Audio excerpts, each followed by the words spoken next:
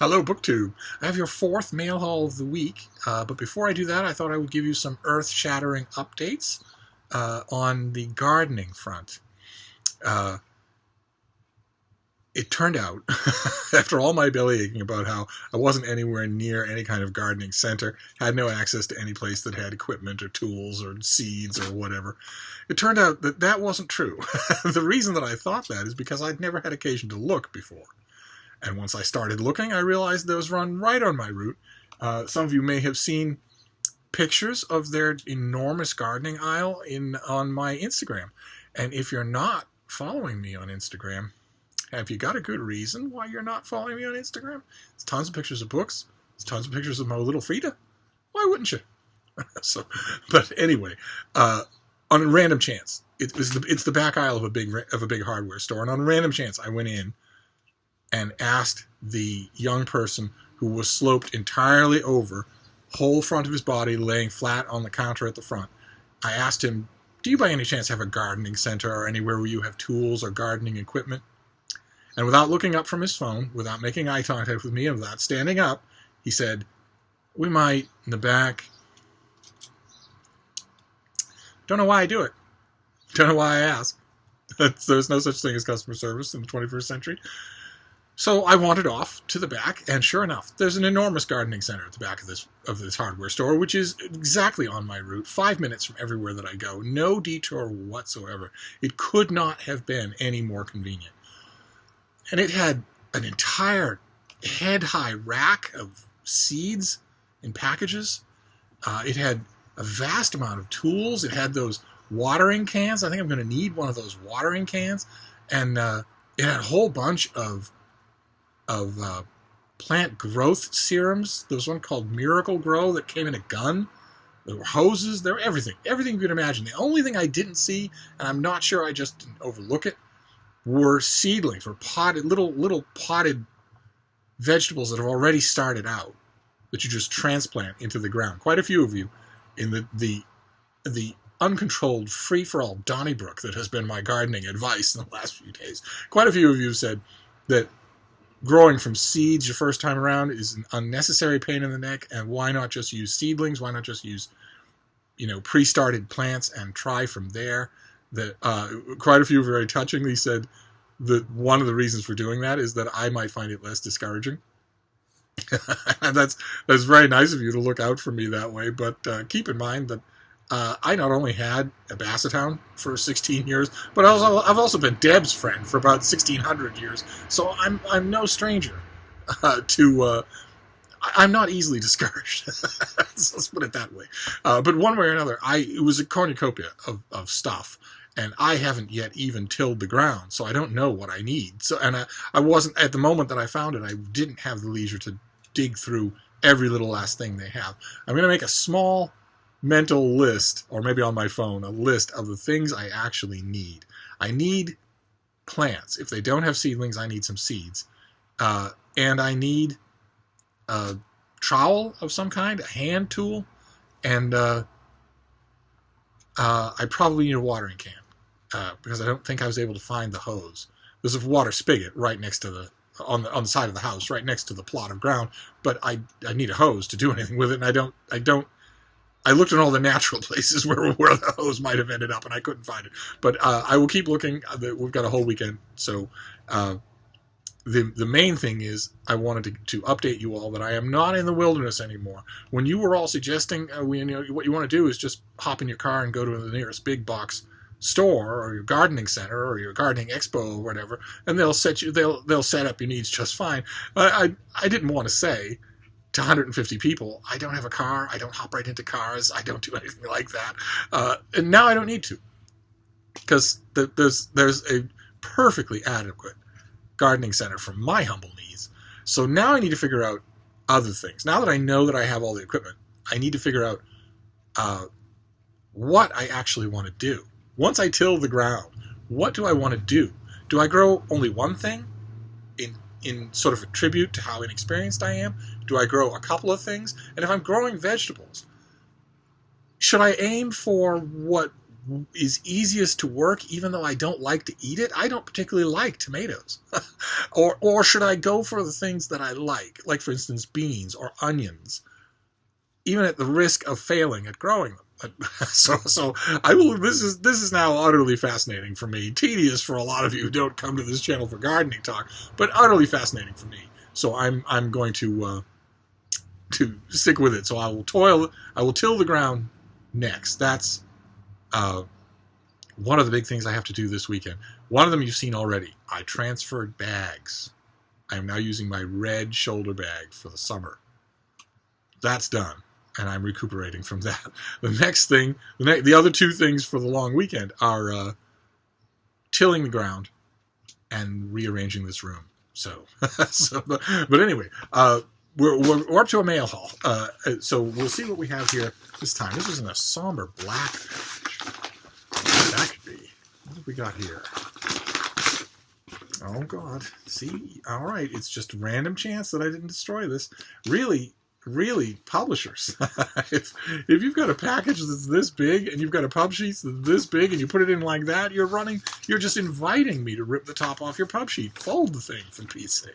I just barely missed it. So this comes out on the 1st of August, and it's the debut novel. I did not request it. It's by Matthew Turner, and it's Sweden.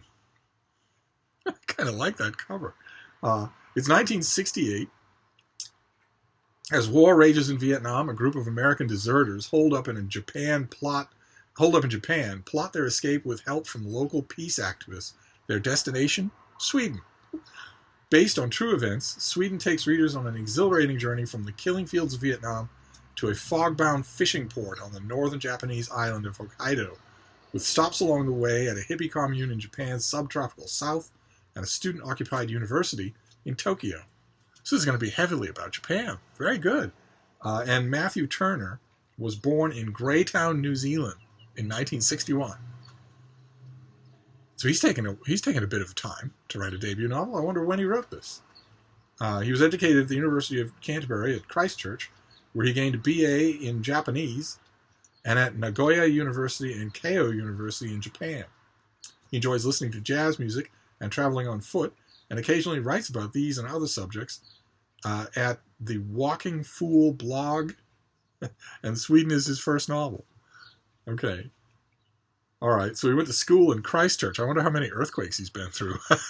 Okay, so this comes out on the 1st of August. Very good. A debut novel. Okay, I will now fold the pub sheet and put it inside the book, and put this with the August books. And then what's next here? What we got here? Boy, another novel. I can't remember. When's the last time we had an all-fiction mail haul? I don't quite remember. This is from Minotaur Books, so it will be a murder mystery. Let's see here. This is Go to My Grave by Catriona McPherson. How's that for a Scottish name? Donna Weaver has put everything she has into restoring the Breakers, an old bed and breakfast on a remote stretch of beach in Galloway. Now it sits waiting, refreshed, freshly painted, richly furnished, filled with flowers, for the first guests to arrive. But Donna's guests, a contentious group of estranged cousins, soon realize that they've been here before, years ago. Decades have passed, but that night still haunts them, a 16th birthday party that started with peach schnapps and ended with a girl walking into the sea. Sounds like a party I once went to with Deb. Unfortunately, she turned around and came back out of the sea when it was over. Each of them had made a vow of silence, lock it in a box, stitch my lips, and go to my grave. That's what Deb and I both said after that particular marriage. But now someone has broken the pact. Amid the home-baked scones and lavish rooms, someone is playing games, locking boxes, stitching lips. And before the weekend is over, at least one of them will go to their grave. Well, so a woman unconnected to this group of cousins restores a mansion. They happen to be her first guests, and they have a dark secret connected with the mansion. That's fascinating. But Okay, but even knowing nothing at all about the novel, you have to know that they had to have gone there intentionally. Someone had to have got them there intentionally. So, and that someone can only be one of two people: either Donna Weaver, the woman who booked them and renovated the house, or the person who made the travel arrangements in the group of cousins. It can't be anyone else. One way or another, I'm hooked. I'm absolutely hooked. I want to read this now. So when do we have detailed information? Do we have anything here? This comes out in October. Oh God, I want to read it now. I have a little too much to read to be indulging myself in that way. So, all right, let's move on to this next one. See if we get another novel. Let's see. This one. That's fairly heavy. Why is that? Oh, it's two things. Okay, great. What have we got here? What's the first one? Oh. Okay. Okay, this is the English translation of The Order of the Day by Eric Vuillard, who won the 2017 Prix Goncourt. But look how small it is. The Order of the Day, I thought this was a much bigger book. Wow. Okay, well, let's see here. February 20th, 1933. On an unremarkable day during a harsh Berlin winter, a meeting of 24 German captains of industry and senior Nazi dignitaries is being held in secret in the plush lounges of the Reichstag. They are there to stump up funding for the accession to power of the National Socialist Party and its fearsome chancellor. This inaugural scene sets a tone of consent that will lead to the worst possible repercussions. Then we move forward to March 1938. The annexation of Austria, the Anschluss, is on the agenda, and a grotesque day ensues that is intended to make history. The newsreels capture for eternity a motorized army, a terrible, inexorable power. But behind Goebbels' splendid propaganda, an ersatz blitzkrieg unfolds, the panzers breaking down en masse en road to Austria. The true story of the Anschluss, a patchwork of minor shows of strength and fine words, a string of fevered telephone calls and vulgar threats, reveals a starkly different picture. It is no longer strength of character or determination of a people that wins the day, but rather a combination of intimidation and bluff. See, okay, all right. Okay, so this comes out, I think this comes out in the fall? Did this come out in the fall? What do we got here? I'm intensely confused by this book. I knew about it. I knew that it was coming out in an English translation, and I knew that it was a history of the Anschluss. But I had no idea that it was 80 pages long. I thought, okay, this comes out as a hardcover on September 25th. But why on earth you could... okay, well, we'll see. Maybe the author is a master of brevity. This seems impossible. This seems like if somebody came out with a new book on the American conquest of the Japanese home islands at the end of World War II, and it was this long. If that were the case, I would look at it and say, okay, this can't be true. And I'm looking at this and wondering the same thing. It's such a big subject with so many great characters. But I'll read it and see. I'd be curious to know if this is... I mean, does it mention that it's an abridgment? No, it just mentions that it's translated. Okay. All right, well, what is the other thing we've got? Oh, fantastic. Great. Oh, great. Okay, this comes out in late October. This is Chroniques by Kamel Douard. Fantastic. I was hoping I would get a copy of this. In 2015, shortly after being named a finalist for the Prix Goncourt again, and shortlisted for the Goncourt du Premier Roman, Kamel Douard's The Meursault Investigation, which was a slim novel of his that looked at the Arab side of The Stranger by Camus, was published in the U.S. to great acclaim. In the midst of being a target of a fatwa calling for his death by the Salafist imam from Algeria, I did not know that. I did not know he had a fatwa pronounced on him.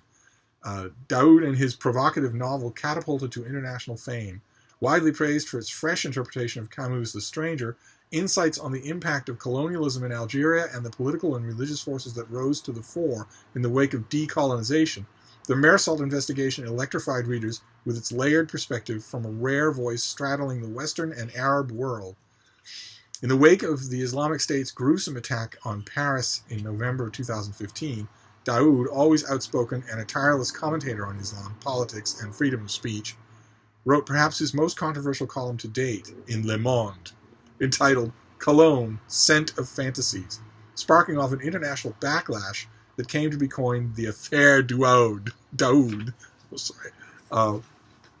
The Affaire Daoud. Never one to yield to others' assertions of his identity, Daoud renounced the outcry with a razor-sharp criticism, spoke out to expose the ways in which long-embedded power structures were reducing his intellectual positions and exploiting a narrow and propagandized understanding of his arguments.